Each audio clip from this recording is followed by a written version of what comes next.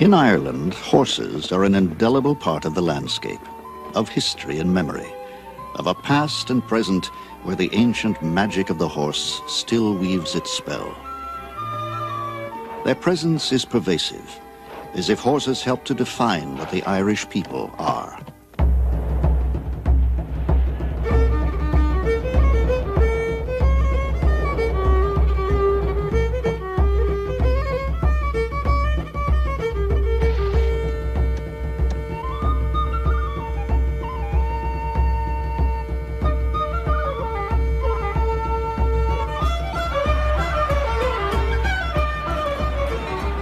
Horses are the Irishman's sport. Ireland is the birthplace of steeplechasing.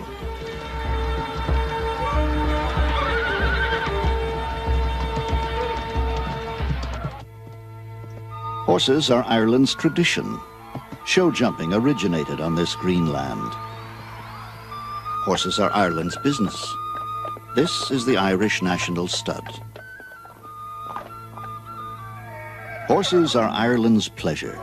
Here people still ride across fields and farms to the hounds, and thousands of families keep horses for recreation.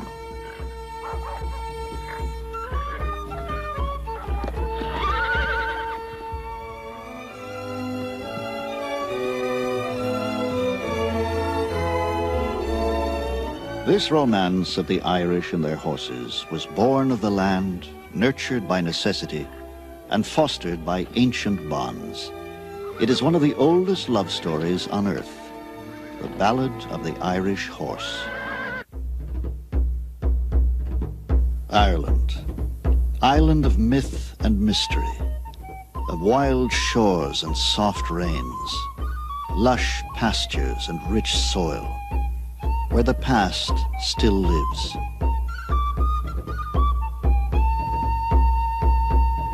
Even today, Ireland remains, as it has been for thousands of years, largely agricultural.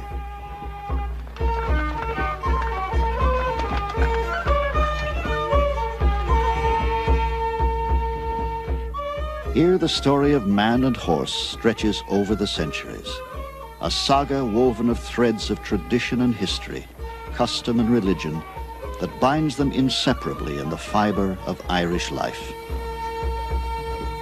While the rest of Europe was transformed by the Industrial Revolution, Ireland remained essentially untouched and unchanged.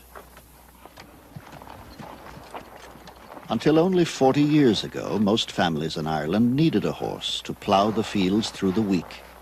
On market days, the farmer hitched the horse to a wagon to haul his produce. On Sundays, horse and wagon took the family to church. In remote areas of the West, the old Irish ways and language survive.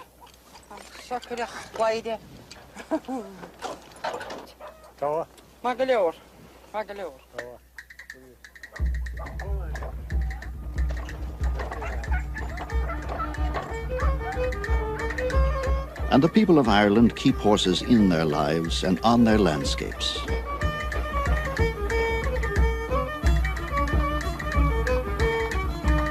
Here, people still go to fairs at villages and country crossroads to buy and sell horses as they have for centuries.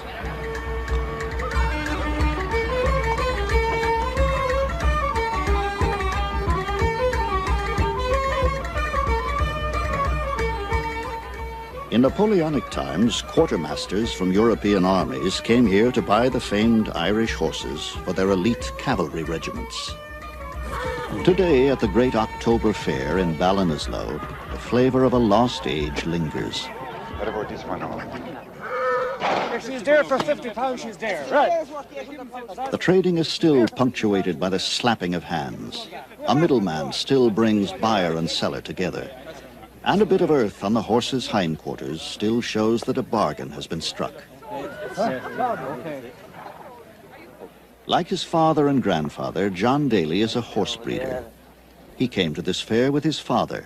Now he brings his son, Alan, knowing the boy will follow in his footsteps. And today he has come to buy Alan a pony. We'll go and see something else anyway.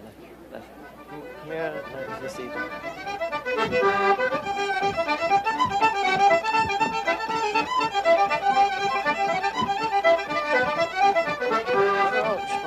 minute there, lads. Come on, let him move out. Stand up. Oh. Get it on the button now, then. Oh, yes, 42. it's full 14 to. Give me 800 pounds. This man says 7, I'll give you 8. It'll be £1,000. Give him over £1,000 and that's the price of him, and after that, say no more. When you were at the house this morning, were you told to get £1,000 or were you told to get 800? Well, I look at it this way. Your young lad will be getting a good pony and he's a good rider and I'd like to see him getting the pony. If you tell me you take it, I'll divide the last £200, £900. That's 900. Right? Give him £1,000. It's not 1,000. Go on, give him £1,000. Go on, give him £1,000. I'll tell you what I'll do. I'll go away and leave you for an hour to think about it. No And you might get a better man. I'm here to sell him. That'll be £1,000 of both of you. Listen, you're only fiddling around there like a fiddler. What? That'll be £1,000 quid and get the Go money. on, give him £1,000. Give him a check there for £1,000. Will you break the word? Go on, give him to him now. Go on. Sold. That's it. I'll give you my own look out. Oh, That's all right. I wouldn't talk about that. The fair right. Hold it now, we see. Hold that. Hold that. 4, come on. 1, 2, 3, 4, 5. How did he get? Give him this one. Give me this now. God bless you. After a few pounds are given to the seller for luck, Alan leaves the fair with a Connemara pony, a symbol of his future and his heritage.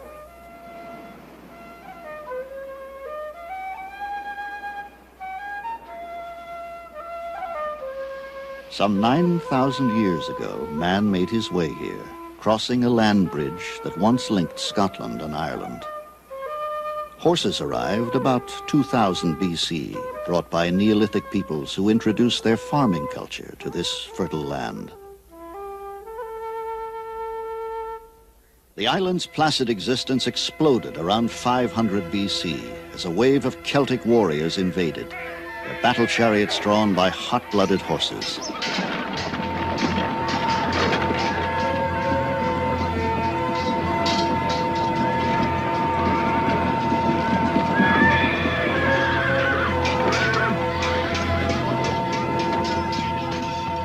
When the bloody days of plunder and murder subsided, the invaders became settlers, and their Celtic legacy imprinted its indelible stamp on the soul and style of Ireland. The blood of their fiery mounts mixed with that of the indigenous ponies, producing a better, faster horse. Over the centuries, successive tides of conquering peoples and ideas were to sweep across Ireland in her poignant and tumultuous history. There were Vikings, Normans, and Englishmen. There was St. Patrick and Christianity. All would create permanent changes on the face of the land and in the hearts of the Irish people.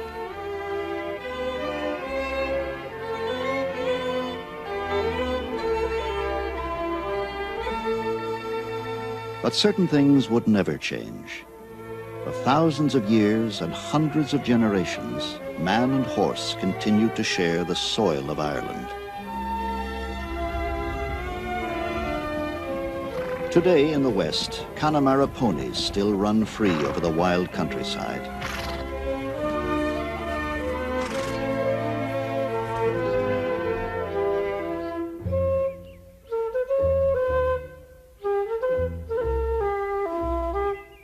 Here at Loch Mask in County Mayo, John Daly has kept 2 stallions isolated on an island through the winter. The island is a short trip by boat from the lake shore and Daly's stud farm. Connemara ponies are in fact small horses, muscular and strong-boned. Perfectly adapted to the rugged western landscape, they retain the iron constitutions of wild horses, the ability to forage, the strength to survive on their own in an untamed wilderness. But now in spring, it is time to reunite the grey stallion with the mares. Come on, boy. Come on, boy. He's a boy. He's a boy. He's a good fella.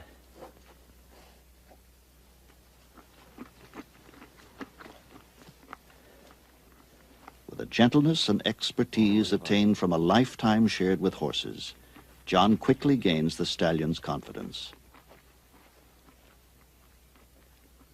That's the men.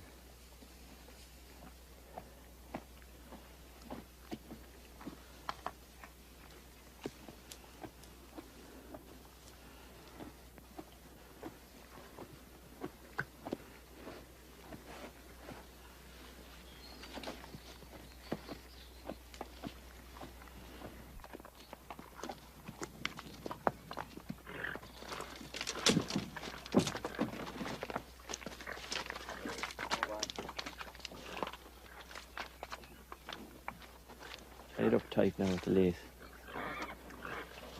Underneath the tight. Come on.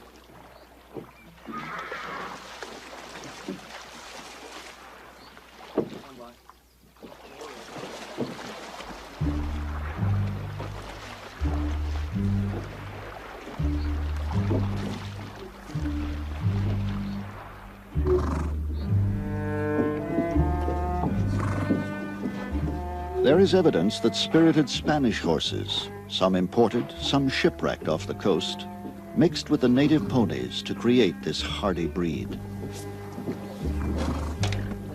Once used as both pack and plow animals in a rough and roadless countryside, today the intelligent, docile Connemara ponies are bred for riding.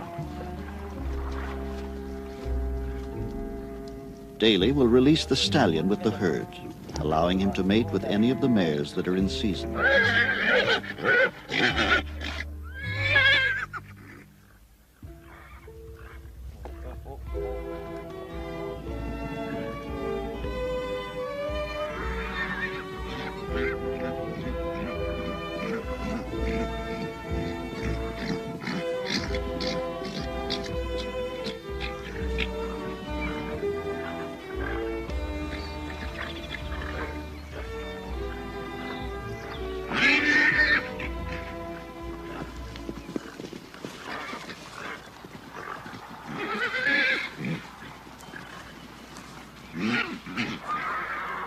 Mares come into season only 9 days after foaling, but are quick to let a stallion know if his advances are unwelcome.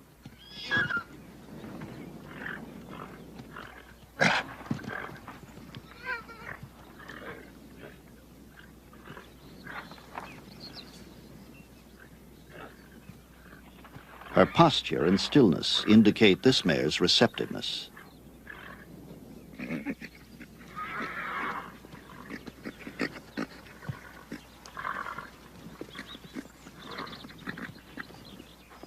So the blood of native Irish horses, strengthened by the demands of a wild coast, tempered by centuries of work with the Irish people, is passed into the future. And if all goes well, in 11 months there will be a new foal in the Daly herd. At Tullara Castle in County Galway, Lady Anne Hempel began breeding Connemara ponies some 25 years ago. An avid rider from the age of 3, Lady Hempel wanted her children to share her lifelong enthusiasm. Her husband encouraged her to organize classes in horsemanship for the local children.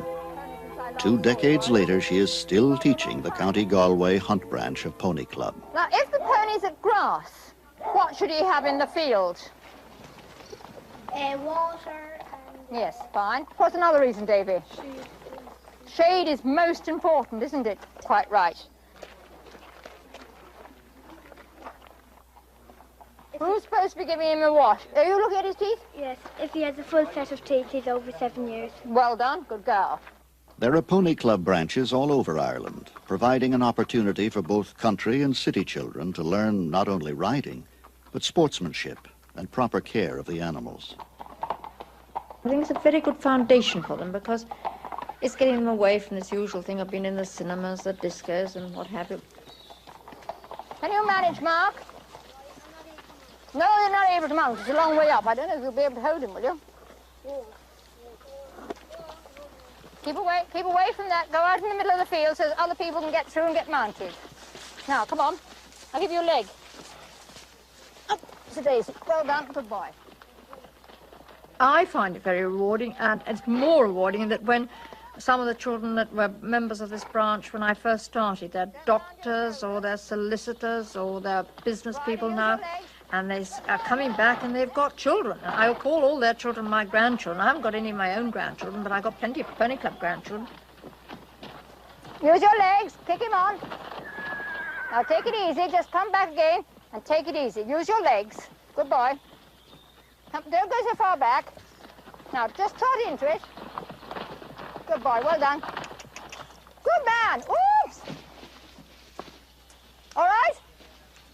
You're fine. Next, shorten up your range. You haven't much contact, have you? You're meant to be trotting. For a small branch, we produced the winning Pony Club Championship teams have gone to England 3 times, which is quite something. I don't want any racing and I don't want anybody going into hospital. So for goodness sake, just take your ponies down. You can trot down across the field to the river. I'll show you which way to go.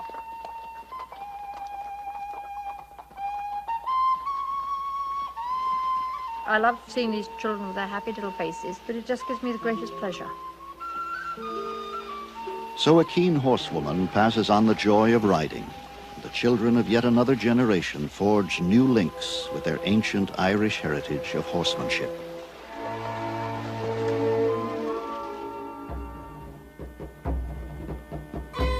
Racing horses was the Celts' favorite sport. This plain still bears the name Curragh, derived from their ancient word meaning a place where horse racing is held. All right, keep her going now till that next one. Living at the edge of the Curragh, the Hutchinson family retains the Celtic passion for horse racing.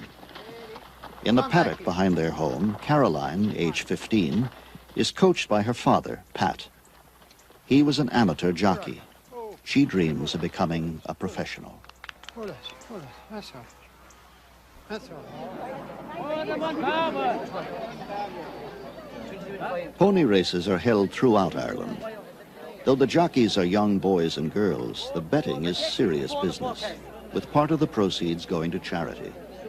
6 to 4. 6 to 4. The father had always had about 100 horses, and he was one of the biggest dealers in the country. He had a couple of thousand acres of land, and I used to ride all our own horses. And now, thank God, the kids are following on.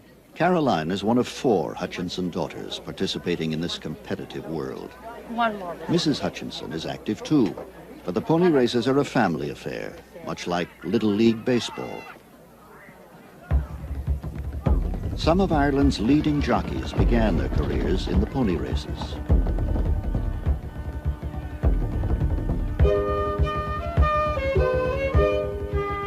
Well, Caroline is very good. She's courageous. She has ability. She likes the game and she loves horses. And I don't think she'll ever, no matter what I say or anybody else says, she won't do anything else. She rides to win, and I think that's the secret.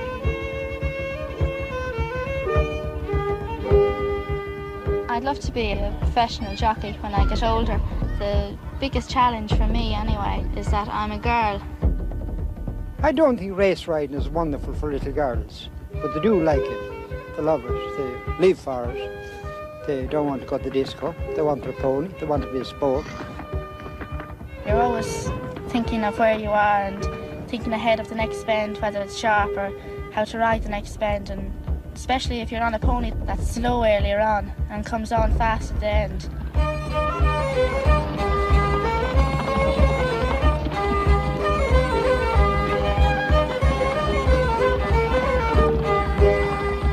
Because of her consistent winning, Caroline is sought to race other people's ponies, as well as her father's. When you're in front and when you have one, the owners come running up to you and say, you know, well done and all that. It's just great to see their happy face from winning and their pony. And then your friends will come up and say, well done. It's just a great feeling. And I'm delighted that I won the last race. That was the female race. I'm just thrilled that I won it and I had a good pony. Winning against both girls and boys, Caroline raced closer to her dream when she became champion pony racing jockey for an unprecedented 4th consecutive year.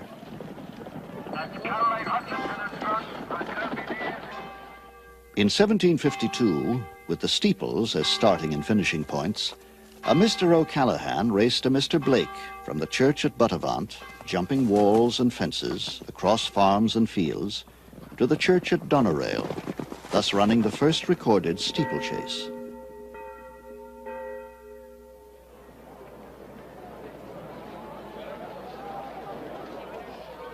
Today, some of Ireland's most popular steeplechases take place at the Galway races. Thousands gather daily to bet on the horses in this week of festivities held at the same time of year that the ancient Celts assembled to honor their god of horse racing.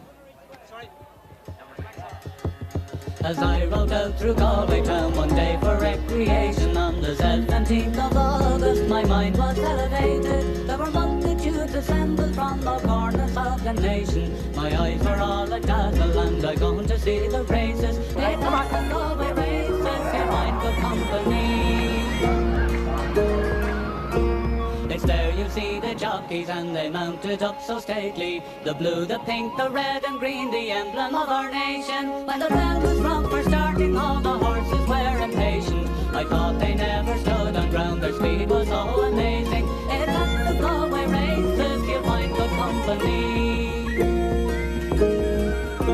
There was 500,000 people there of all denominations. The Catholic, the Protestant, the Jew, the Presbyterian. Yet there was no animosity, no matter what persuasion, but smiles and hospitality, inducing fresh acquaintance. It's at the Galway races, you'll find good company. It's at the Galway races, you'll find good company. The National Stud was established to foster the Irish thoroughbred industry by providing breeders with good stallions at reasonable fees.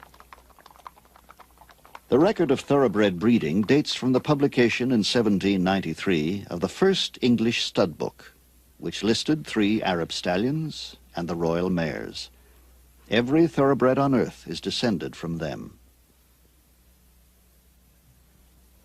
A sire is selected by the breeder on the basis of bloodlines traced back through the stud book, his conformation or appearance, and the number of races he has won. He's a 6-year-old Rajababa horse. He's a tremendous individual, great mover, tremendous quality. His first crop on our foals, he won 4 group races, including the Corkinori Stakes at Royal Ascot in course record time. Dr. Moira O'Connor is deputy manager and resident veterinarian at the stud. We're just starting to build her back up again. Yeah. They're cutting her down. Yeah, she's walking very well now. Ireland is well known as the European nursery. We have the climate and the soil for rearing horses, and there's a tremendous closeness and a tremendous understanding of the horse in the Irish people. Among her responsibilities is determining when the mares are ready for covering.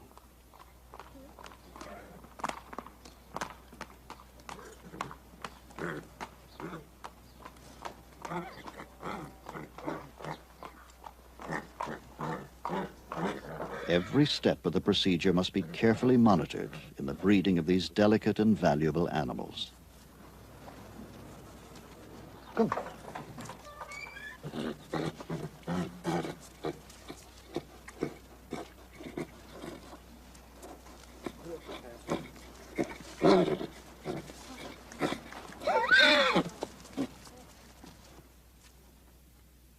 18 days after the covering, a sonogram is made by a visiting veterinarian and Dr. O'Connor.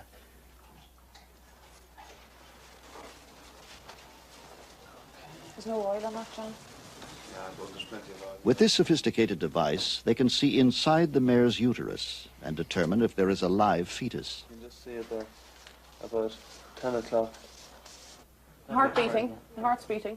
Within the white spot, the pulsing heart of the tiny fetus is clearly visible. Right. The mare's gestation period is 11 months. The birth usually takes less than an hour. A member of the staff acts as midwife.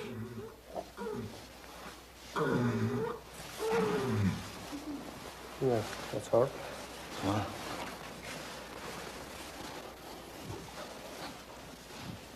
That's on her walking over.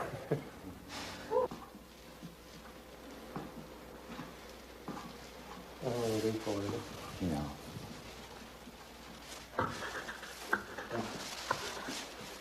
For Moira O'Connor and the staff, the hundreds of births they have witnessed in the past do not diminish the wonder of this moment.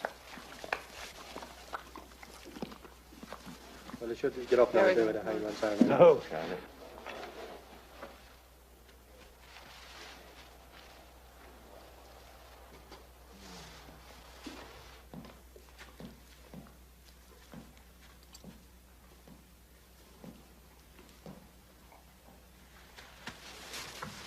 Within the hour, the age-old instinct to stand and run with the herd is already stirring in the foal, and the fragile new life is given human help.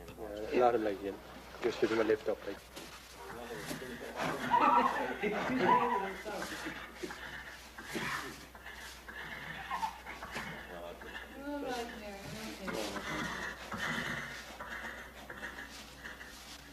These spindly legs, now trembling and weak, have centuries of speed bred in them.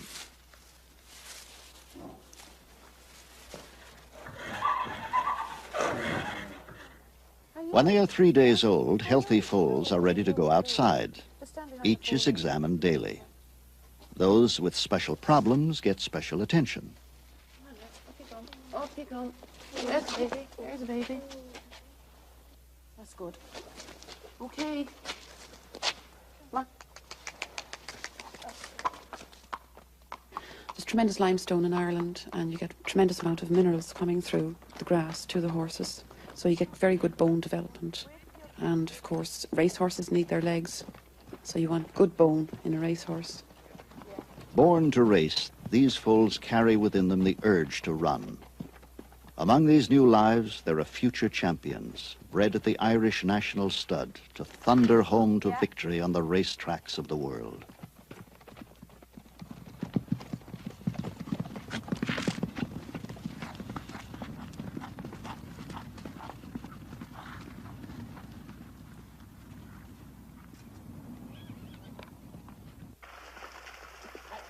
Here at Goff's, the finest thoroughbreds are offered at auction. A yearling, still totally untried as a racehorse, may bring close to $1 million. At 260. At 260 anymore now, about $300,000. At 260. At 260. Had a time. At 260, the Troy Filly, but I sell it this time. Go 5 more if you want to. Millions are spent as buyers stake their money on the animal's pedigree and conformation. Vincent O'Brien is the greatest racehorse trainer in the world, a magician who transforms horseflesh into gold.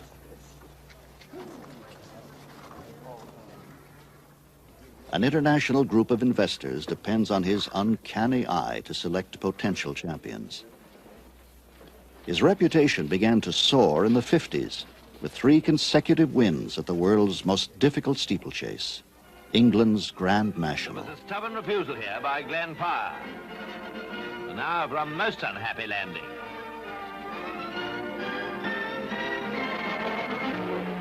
Those were the leaders at the 27th jump, but alas, this fence accounted for the gallant Sanju and Matuvu.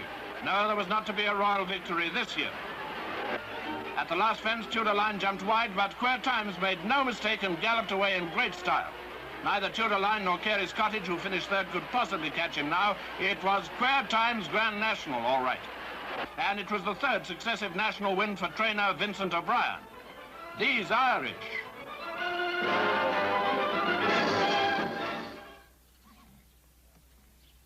Triumphant of the classic races of steeplechasing, O'Brien next turned his wizardry to flat racing. Son of a farmer, 5th of 8 children, he started his remarkable career with a rented stable and 3 horses. I must have had a natural liking for horses right from the start, and that developed then over the years, and eventually I started training. I don't think I'd be happy doing anything else. Today, his empire spreads over nearly 1,000 acres.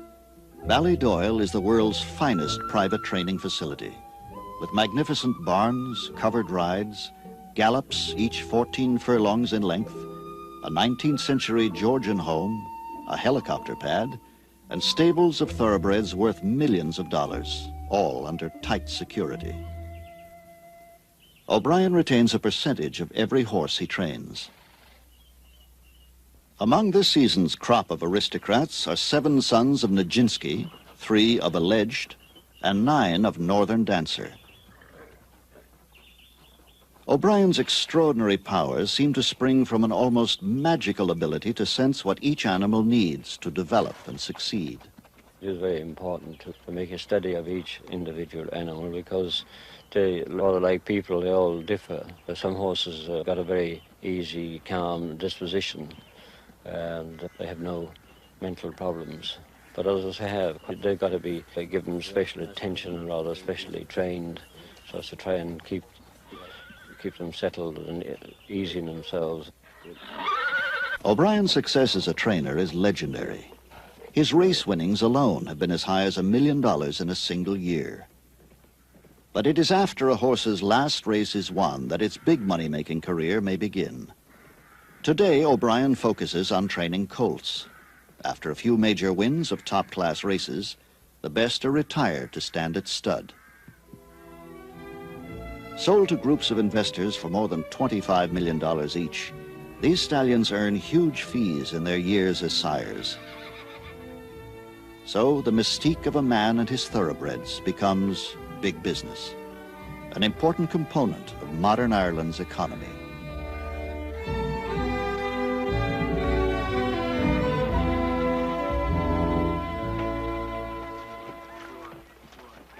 In the 18th century, Irish farmers began to breed tough, powerful work animals, able to pull both plough and cart. Today, the blood of the robust Irish draft horse mingles with that of the fiery thoroughbred to produce horses with the stamina needed for jumping and hunting. The hunt, as a gentlemanly pursuit, attained its present form and popularity in 18th century England and was brought here when Ireland was under English rule. Michael Dempsey is master of hounds of the world-famous Galway Blazers Hunt Club. Tempo, come on, giddy, go on, giddy. My grandfather was interested in, my father was interested in horses, and my uncle, they used to both hunt. At that time, you see, we used to do all the work with horses on the farm. There was no tractors. Once the exclusive province of the aristocracy, today the hunt's traditional style is enjoyed by thousands of ardent Irish riding enthusiasts. Get up together, get up together. Rick.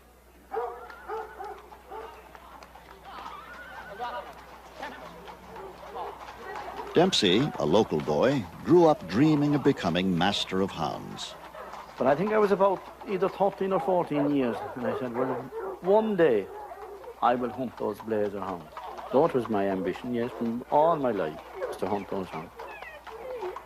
A farmer of modest means, Dempsey is paid by the members' subscriptions to hunt the pack. Come on, Ian, hold up. Come on. Watch. Watch.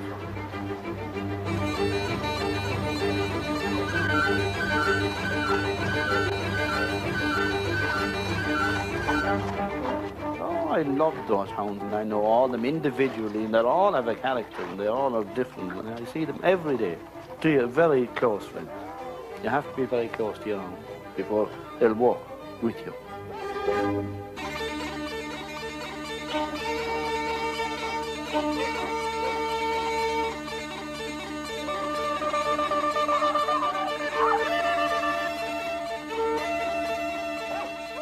Farmers have long considered foxes to be vermin. Hounds were bred to scent the wild foxes that hid in fields and farms. Hunters riding to hounds followed on horseback, and so this sport evolved. And when you get out there and your pack of hounds going together and you hear their voice, that is the greatest feeling I know. And a good horse under you. And to be able to gallop right across the country behind them and they're really running on and speaking. I think it's the best thrill that anybody could ever get. I don't know what it does to you, that the voice of those hounds. It just gets your blood really up. The first fox of the day is scented and pursued.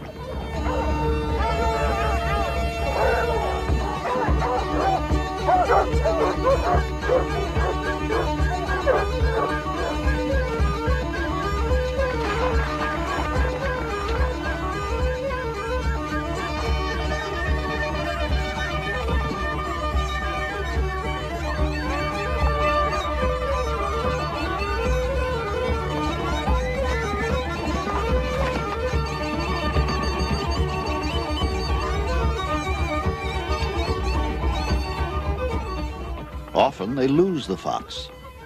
Sometimes they lose their seat. And occasionally they lose their way.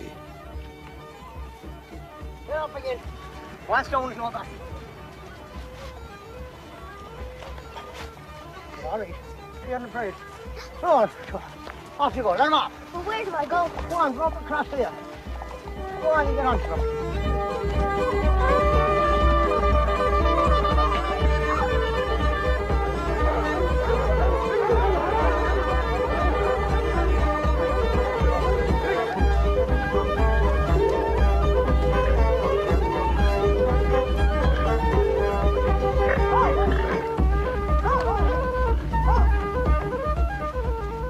When the last fox outruns the hounds and the hour grows late, Dempsey calls a halt to the day's hunting.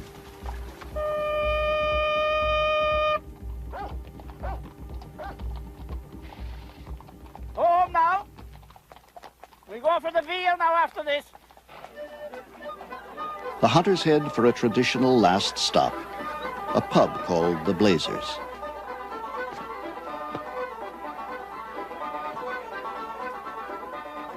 The Galway Blazers have a reputation for recklessness. It is said that a group of hunters from Galway once reveled so boisterously in a certain hotel that it burst into flames, thus giving the group its name. Tonight, this pub is ablaze with traditional Irish pleasures: the pints, the laughs, and the songs.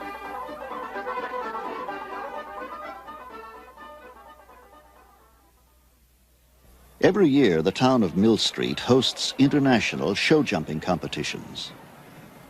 Show jumping began in Ireland a century ago. Contests to see how high and wide the horses could jump over fences and walls. They offered prizes to those judged most suitable for hunting.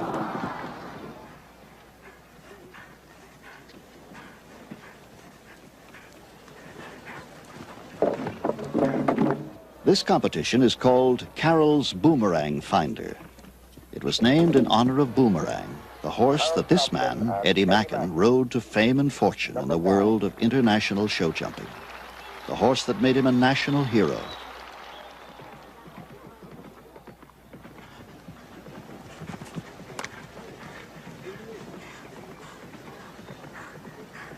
Mackin's great successes with Boomerang began in the mid-70s. Soon, horse and rider were labeled the most exciting partnership show jumping has ever seen. The Hickstead Derby, England, 1977. Winner in 1976. Now, can he beat this time? He'll have to do fantastic turns to do it. And there are few riders more likely to do it than Eddie Mackin. Come on, Boomerang! Come on, Boomerang! Yes! 27.3! Boomerang was everything I am. I just was very fortunate to meet him at the right stage in life. He was probably fortunate to meet me. We came together and developed a great partnership, and he put me right at the top of world show jumping in a very short period of time. All eyes are on the brilliant Irishman, Eddie Mackin. He just pauses. Gives him plenty of time. He's absolutely right for it. Go on, Eddie. What a magnificent performance by Eddie Mackin. Incredible to think that he's now won his 4th British jumping derby in a row. This trophy was commissioned after Boomerang had won his 4th consecutive Hickstead Derby. Hickstead Derby is probably one of the most difficult competitions in world show jumping to win. And for a horse to win it once is an achievement, but he actually won it 4 times. In 1980, Boomerang broke a bone in his foot, and Mackin retired him. But Hickstead brought them back for an emotional farewell tribute.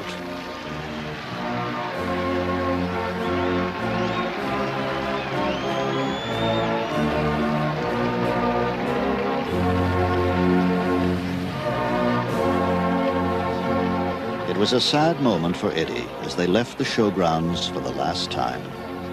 3 years later, Boomerang's condition became so painful he had to be put down. He is buried on Mackin's farm. I'll never have a horse that'll mean as much as Boomerang. And the possibilities of ever finding one with as much talent are very, very slim indeed. The loss of Boomerang still haunts Macken's life. With his wife Suzanne, he searches for a horse with the unique talent and temperament to replace Boomerang. Okay. All right. All right.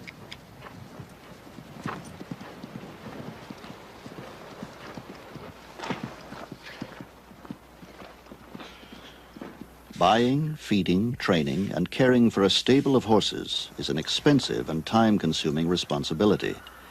But the Macken animals get the best, including, for some, a bit of Guinness stout 3 times a week, on the theory that what Irish doctors prescribe for old people and pregnant women must be good for horses.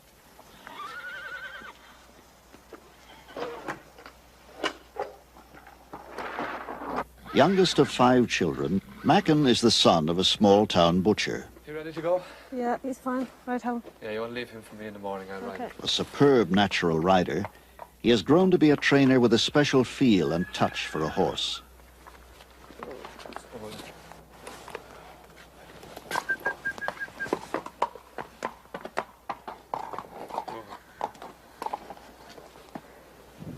Easy.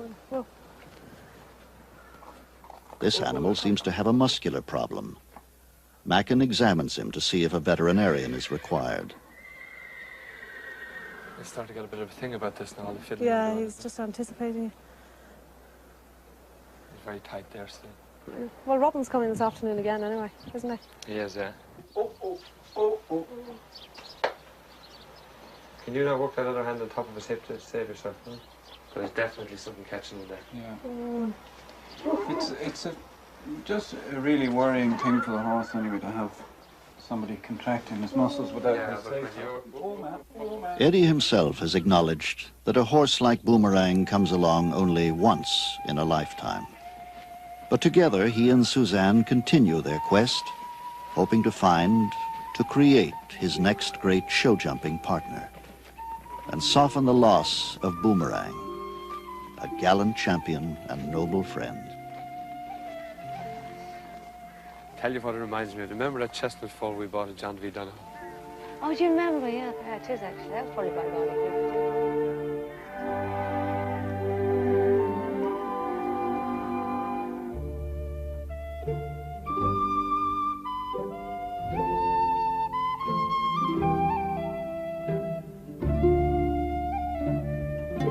All over Ireland, boys who would like to grow up to be the next Eddie Macken are practicing and competing with the intense hope and fervour of youth. For them, young riders like Philip and Trevor Dagg, success demands more than practice. It requires financial and emotional support from the entire family. As they often do, their parents devote the weekend to the boys' competition. Well, the weather's going to break now, too. How many more to go now? 10 more. 10 more until he goes again. Put her in. Philip was once junior champion in pony show jumping. Now he trains his 13-year-old brother, Trevor, who began competing just last year. You come down into it, you're just going down the hill, and the horse just tends to go a little bit deeper because you're coming down the hill. So you just want to sit him up so he can compensate for the downhill. You're going too slow and you're half asleep. Now come on, waking up, come on. Philip has already committed himself to a career with horses and coaches other young competitors as well as Drop Trevor. the reins and just give him a little kick. Come on. That's good. We'll just go up above and get him up top, and then we'll go in. Now let's have 2 awake people to jump clear rounds. All right, now, you're gonna win, okay? You're gonna win. You're gonna win, okay? You're gonna win. Okay. And we'll trot. Trot. Okay. And we'll... Oh, crikey. We're gonna win today, aren't we? Yes, we are.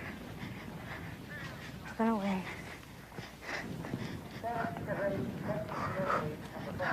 Come back, let's see Philip. Okay? Good lad.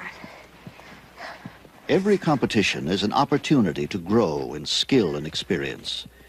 But in Ireland, all competitions are prelude to the most exciting challenge of the year, the Dublin Horse Show. Ireland's greatest horse show, it has been attracting champions for more than a century.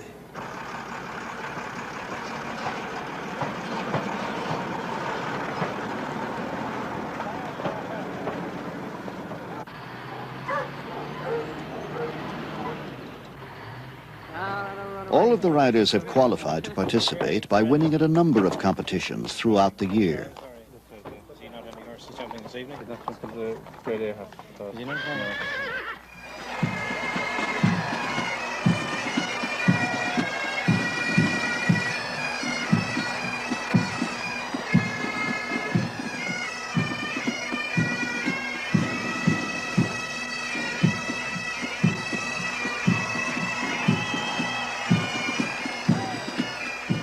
Held at the Royal Dublin Society Showgrounds, the Dublin Horse Show has long been considered the nation's premier social event.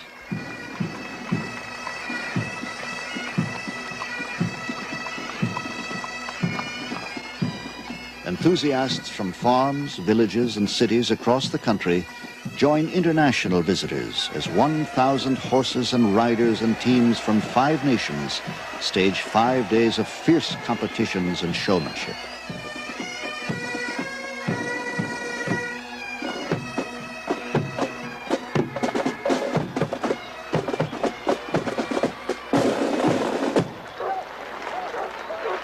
Michael Dempsey is here to demonstrate the obedience of the Galway Blazer hounds.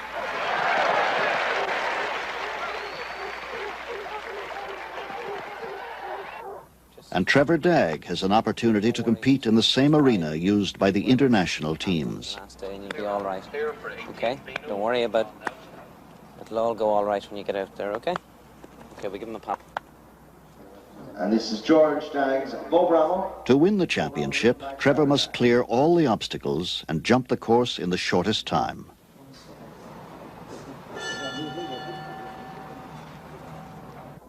Easy.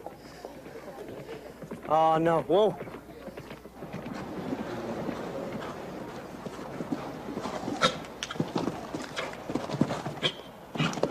Good man, well done.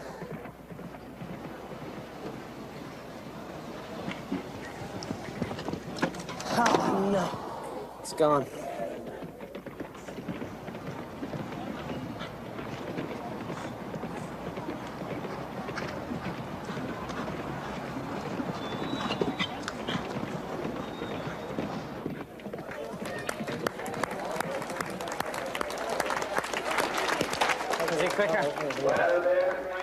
A caring brother had hoped for first place, but for Trevor, this yellow ribbon may be a harbinger of future successes.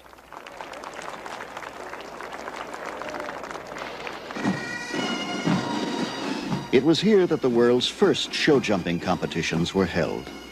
This year, Eddie Macken is one of 4 riders to set a new Irish jumping record.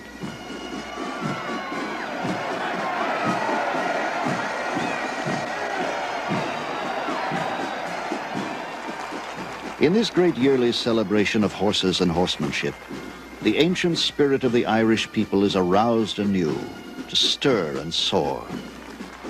Within each individual, the warmth of the age-old connection with the animal that has helped shape his nation's history is rekindled.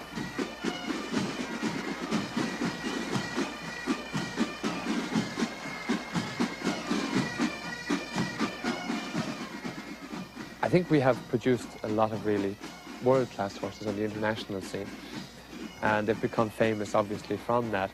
But I think the greatest asset the Irish horse has is that as a pleasure horse and for the amateur, he seems to be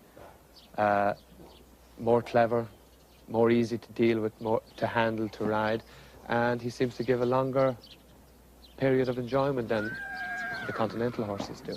Myself and my family, if we have no breakfast, today, tomorrow, some other day in the future, we'll still look after the horse and we'll give the horse our breakfast.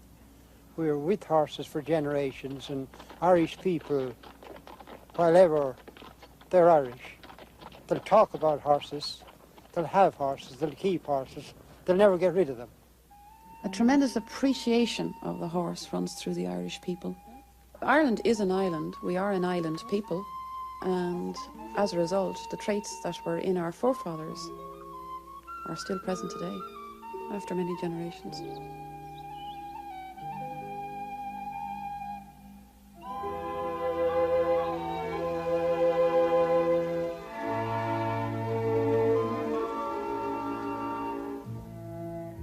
In the quiet of the countryside, a new Connemara pony enters the world.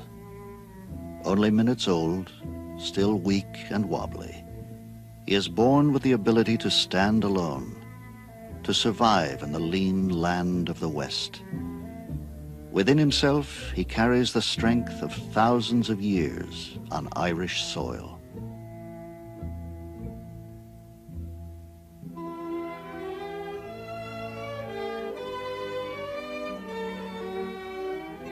The saga of the Irish horse continues in the 20th century because to the people of Ireland, horses represent a link with old ways, old values, a traditional past they want to preserve. So the children of Ireland grow up with these animals, each generation adding new chapters of challenge and hope, triumph and love to the timeless story that is the ballad of the Irish horse.